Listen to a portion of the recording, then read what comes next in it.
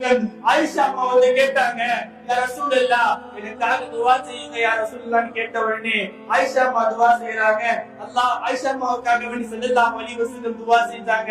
அல்லாஹும்ம ஃபில்லி மா தகத்தம அல்லாஹும்ம ஃபில்லி ஆயிஷா மா தகத்தம மின் தம்பிஹி வமா தஅخر வமா அஸ்ரர்த வமா அலன்த.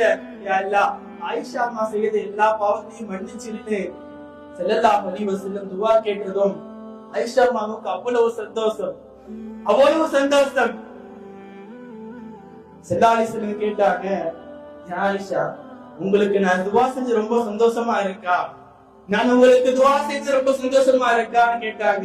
ஆமா யா ரசூலுல்லாஹ், உங்களுடைய நாவில் இருந்த அந்த துஆவை நான் பெற்று விட்டேனே யா ரசூலுல்லாஹ். இதை விட என்ன சந்தோஷம் இருக்கிறது யா ரசூலுல்லாஹ்? உங்கள் நாவில் இருந்து எனக்கு பாவ மன்னிப்பு வந்து விட்டதே யா ரசூலுல்லாஹ் என்று சொல்லி சந்தோஷப்பட்டார்கள். அடுத்து சொன்னதுதான் நாயகம் ஸல்லல்லாஹு அலைஹி வஸல்லம் அவர்கள். இந்த முஸ்லிம் சமுதாயம் கவனிக்கப்பட வேண்டிய விஷயம். ஸல்லல்லாஹு அலைஹி வஸல்லம் சொன்னார்கள், யா ஆயிஷா நான் என்னுடைய உம்மத்திற்காக வேண்டி ஒவ்வொரு தொழுகைக்கும் பின்னாலும் என்னுடைய பாவ மன்னிப்பு கேட்டுக்கொண்டு இருக்கிறேன் என்று சொன்னார்கள். ஒவ்வொரு தொழுகையிலும் நான் செய்த பாவத்திற்காக வேண்டி ஸல்லல்லாஹு அலைஹி வஸல்லம் அவர்கள் துஆ செய்து கொண்டிருந்தார்கள். என் பாவம் மன்னிக்க வேண்டும் என்பதற்காக வேண்டி நாயகம் ஸல்லல்லாஹு அலைஹி வஸல்லம் அவர்கள் துஆ செய்திருக்கின்றார்கள். ஒரே ஒரு தொழுகை நாயகம் ஸல்லல்லாஹு அலைஹி வஸல்லம் விடவில்லை.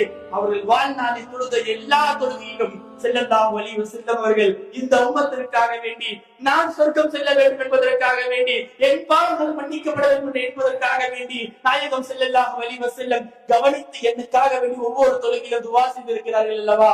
அந்த நாயகத்தை நான் நேசிக்க சொல்கின்றேன். அந்த ரஹ்மத்துல் ஆலமீனை நான் நேசிக்க